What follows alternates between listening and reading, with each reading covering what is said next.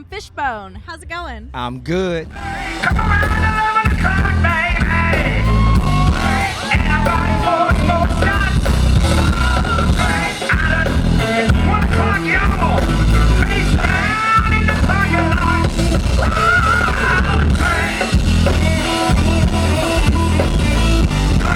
Now, you guys are back together with the original lineup. How has it been playing your iconic songs together after so many years apart? It's definitely from a new and different perspective. We've been through a lot of members and experiences and stuff like that, you know.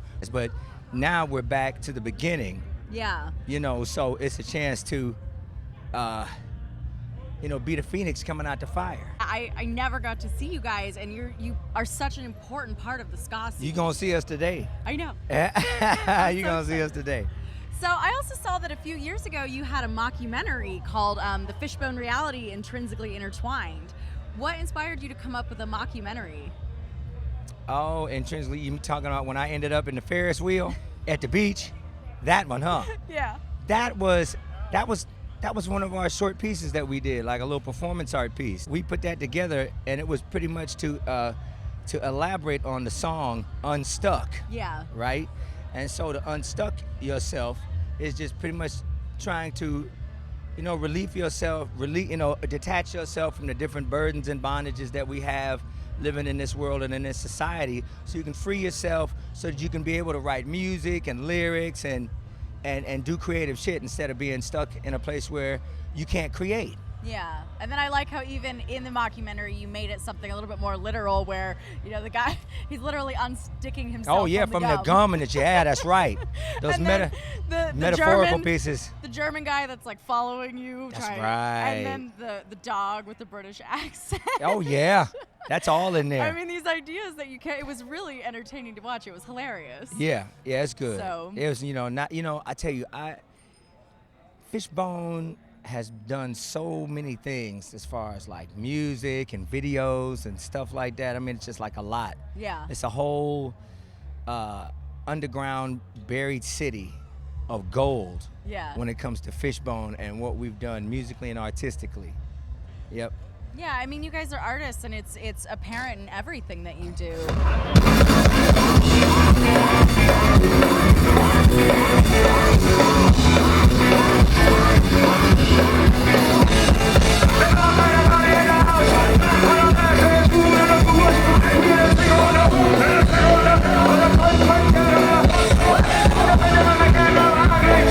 Ska's origins are actually political, and in your early years, you talked about a lot of things that people weren't talking about, opening the doors for that. How has ska changed since 1979 when you started? Like the scene in general, what changes have you noticed in the nearly 40 years you've been a band? I still see a vibrant subculture of music and fashion and social awareness is what I see when I put my foot into that scene. Yeah. And I'm in a lot of different scenes. Yeah. R&B, hip hop, just a rock scene, a lot of poetry. So, the ska scene, ska and mod style, that was like one of the things in junior high, when I was in junior high school, that really opened my mind up to a different way of listening to music. Yeah. And dancing and poetry. Yeah. And style. Like looking at the specials and the Selector, those groups made me want to dress up. Other than being a Jehovah's Witness when I go to door-to-door Bible service and I was dressed up in my suit and tie. Other than that, I like dressing up. Suit and tie, go dancing, go to roller skating rink, go dancing. Yeah. And so, and then the music to go along with it, it was different from what I grew up listening to, which was like mainly James Brown and Sly Stone and Led Zeppelin and Richard Pryor, a lot of comedy, Flip Wilson, all that. Earth, Wind and Fire, Michael Jackson, Prince. So it's a lot. So when ska came along and I got to check that out, that definitely changed me up. And then like shortly after that was the punk scene. Yeah. Because everybody was hanging together in the same clubs. So that's when I got hip to like the Exploited and the Bad Brains. And when you had your mohawk. That's right, when I had my mohawk and the DIs and shit like that, you know. That's awesome. Yeah, Dead Kennedys, the Germs. Oh. Man, the list goes on. They always say the Germs, you were lucky to see if Darby would actually sing a song. You were Oh lucky yeah, because he was fucked up all the time. It's too goddamn bad, man. You know, some of these singers in the punk rock scene feel like they gotta do drugs and get fucked up just to get the message across. No. But they don't have to, because then what happens if you do too much of that shit, you just end up dead, and then we'll be talking about them now. Yeah, exactly. I mean, you know, message. Don't do drugs, kids. It's bad. Ain't that a bitch? I did drugs like a motherfucker too. But you're here. I'm here. You didn't die. Ain't dead yet. So what is it? Have you ever seen the movie Love Actually? It's like a cheesy like rom-com, and there's this hilarious British actor, and he says, "Kids, don't buy drugs. Become a rock star, and people give them to you for free." And give them to you for free. Yeah. No shit. Yep, that's the truth right there.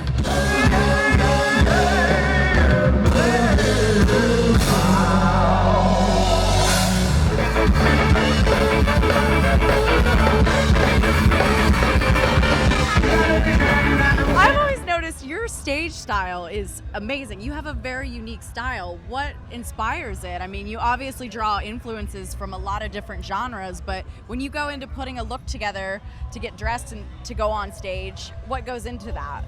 I just pick, I guess, what my mood is telling me at the moment. Yeah. Because I got a lot of crazy clothes ever since I started, you know, getting into like the SKA scene, which opened the door to a whole bunch of other fashion as well for me. That's when I started going to Melrose, shopping at Aardvarks, Yeah. Posers, all that shit, man. Ooh, my first girlfriend looked like you.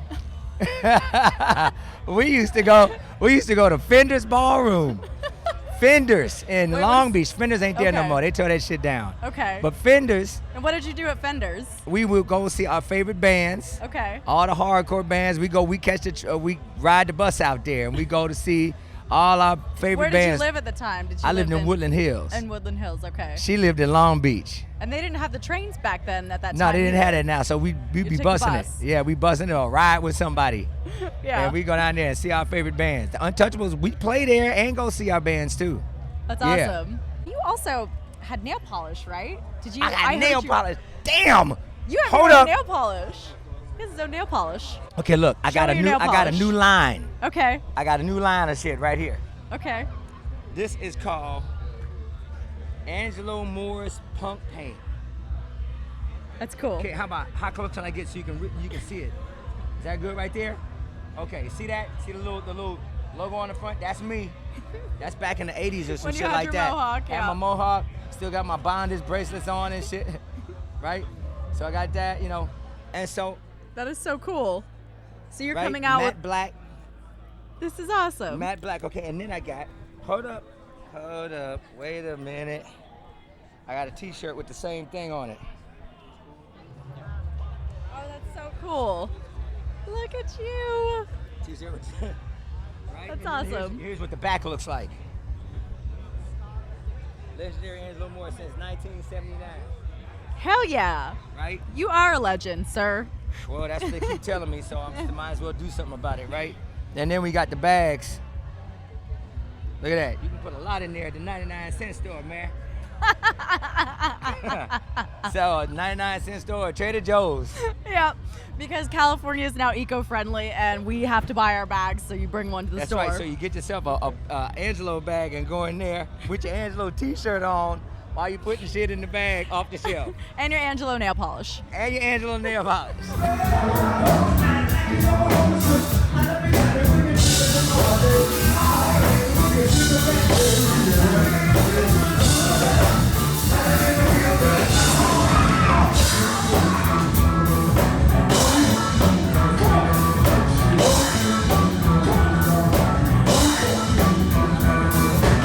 Being around since 1979, what are some of the most memorable moments from your career thus far? Like, what are the moments that stand out to you the most when you look back and think of all the amazing things that you've done? Okay, so we played with the Dead Kennedys at the Olympic 1997.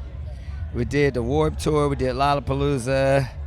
We went to Japan and doing the Fuji Rock Festival. We're doing the Fuji Rock Festival in about a month or so. We're going to go back to Europe and we're going to play. We're going to play the Boomtown Festival in London. Awesome.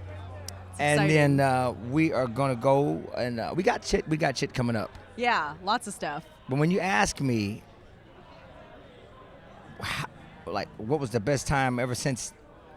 I know, like, what are just some of the moments that come to the front of your mind when you think back on your career and, like, all of the things that you've done? That bitch that tried to sue FISHBONE for $1.4 million stage diving lawsuit. Yeah. That's one of the things that come to mind. Yeah. That was, yeah. I'm glad it's over, and I'm glad she lost. Oh, she lost? Yeah. For some reason, I thought I read that she won, and I was like, oh, no. No, she didn't. She didn't. She almost did. But that's good. That's You pretty won. ugly, yeah. I could imagine that's pretty ugly. That was like, that's like infringing on people's artistic freedom to dance. Yeah. Yeah. That's those shit like that happens like that. Shit like that right alongside with clubs getting shot up by people with guns. Yeah. Even though it's not as bad as that. That is when I think about that in between all those years, those are one of the things that try to penetrate my bubble of heaven. And what my bubble of heaven is, a big part of my heaven, is to be able to play music and dance, sometimes stage dive or crowd surf if you want to. Yeah. The mosh pit, that shit's important. People need to get they need to get it out. They need to get it the fuck out, man, or else. And what had happened, like, it was something like you stage dove and she claimed that you landed on her. Claimed that I landed on her or kicked her in the shoulder or whatever, and so, but there was, there wasn't no proper evidence, Yeah. It's almost like somebody pulling in front of your car to get hit so they can get the insurance. The scams, yeah. Right. The scams. Yeah. So the scams, right, exactly. So that kind of scam, that thing sticks out in my mind. That's one of the things that stick out in my mind. And maybe you were looking for something for me to say that was good. No, but I mean, that's it's a all moment good. too. It's all good. Yeah. Right? When I think about everything has been great. Yeah. I mean, you've had an amazing career. So I really can't pick out, One thing. one thing because it's all just beautiful. But some of that horrible shit is just like, that's shit to stick out. My knee operations, man, I had like 4 knee operations on my left knee, 2 on my right. And that stuff stands out because it gets in the way of you creating and doing your art. Right. That's the shit that sticks out. I don't want to end this interview on a sad note. That's all my I just- questions for you. I want to end this on a happy note. Well, it is on a happy note. Look, you smiling now, right? Hey. Oh, thank you so much for taking the time. You're amazing. Yeah, thank you. You're Thank such you. you're such a unique person, and your art just clearly shows through in every way. So Well, I'm glad you recognize, and I love your earrings, Yeah, and I love your hair. Thank you. So her done. This is Angelo Moore, and you're watching Last Rockers TV.